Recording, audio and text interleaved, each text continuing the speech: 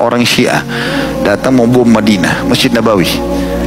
Dia udah turun dari mobilnya, di badannya dia taruh bom. Dia ingin pura-pura masuk sholat, baru dia mau ledakin di Masjid Nabawi, buat kekacauan. Subhanallah, begitu dia turun dari mobilnya di parkiran cukup jauh dari Masjid Nabawi, meledak tanpa sebab. Kayaknya dia hancur sendiri. Setelah dicek ternyata orang ini memang ingin menuju ke Masjid Nabawi untuk menghancurkan. Allah Subhanahu wa taala akan melelehkan dia. Lihat garam kalau kita pegang walaupun keras, begitu dilempar di air cair ya. Langsung dia ya meleleh. Seperti itulah keadaan ancaman orang yang ingin keburukan untuk kota Madinah. Hadis ini juga menguatkan kata para ulama, berarti sampai hari kiamat Madinah akan selalu dijaga oleh Allah Subhanahu wa ta'ala. Apalagi disebutkan tentang hadis Dajjal. Dajjal pun yang membuat kerusakan, tidak ada yang mengalahkan fitnahnya seluruh dunia ini, juga tidak bisa memasuki kota Madinah. Sebagaimana juga kita tahu tentang hadis Dajjal, pernah kita belajar di tanda-tanda hari kiamat. Tanda-tanda hari kiamat adalah Dajjal akan ke Madinah dan dia tidak bisa masuk ke dalam Madinah itu, dan itu keutamaan Madinah tersendiri. Kemudian nanti dia akan sentakkan kakinya yang menjadikan, atau di luar kota Madinah, yang menjadikan Madinah atau terjadi gempa di Madinah, dan keluar semua orang munafik yang akan jadi pengikutnya, dan tertinggal orang-orang mukmin yang tidak terpengaruh dengan sentakan kaki Dajjal tersebut. Dan memang subhanallah, Madinah ini akan dicintai bagi orang memang yang memiliki keimanan. Tolak ukurnya di situ. Dan alhamdulillah, masya Allah, selama ini saya melihat tidak ada sesuatu atau tidak ada seseorang pun yang ikut kami bimbing yang tidak betah di Madinah.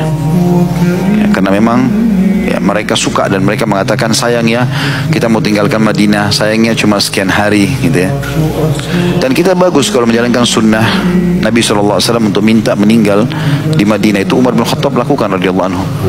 Beliau mengatakan, ya Allah karuniakanlah aku mati di kota Rasulmu dan mati syahid.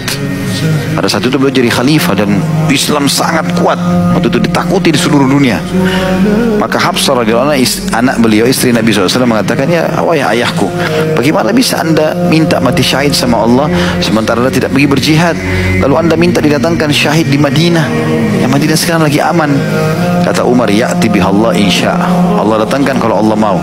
Betul-betul datang Abu Lu'lu' Majusi, penyembah api yang menusuk Umar, dan meninggallah beliau di kota Rasul alaihi salatu wassalam. Dan siapa yang dikuburkan di Madinah, camkan ini baik-baik teman-teman, berdoa sama Allah supaya itu Allah kasih, mudah-mudahan insya Allah Allah kasih. Siapa yang dikuburkan di sebuah lokasi, maka berarti tubuhnya terbuat dari tanah lokasi itu. Sudah tahu belum? Itu ada hadisnya, disebutkan oleh Imam Qurtubi dalam kitab Tadhkirah beliau, dan dihasankan oleh sebagian ulama hadis. Kalau siapapun yang meninggal di sebuah tempat, maka berarti tanah yang dia jadi kuburannya itu, dari tanah itulah dia dibuat dasarnya, bahan tubuhnya dari tanah itu. Makanya ulama mengatakan tidak diragukan lagi kalau Abu Bakar sama Umar adalah dari satu tanah yang dibuat Nabi SAW, karena mereka dikubur dalam satu kuburan. Dan ini kemuliaan tersendiri. Belum lagi kalau kita dikubur di Baqi, kuburan yang mulia, satu-satunya kuburan yang Nabi SAW doakan, dan doa Nabi berlaku sampai hari kiamat agar seluruh penghuni Baqi diampuni dosa-dosanya. Dan kita satu pemakaman dengan para sahabat-sahabat yang mulia di Baqi itu. Hampir seluruh istri Nabi dikubur di situ, Utsman bin Affan, dan banyak sahabat tokoh-tokoh yang mulia dikubur di sana.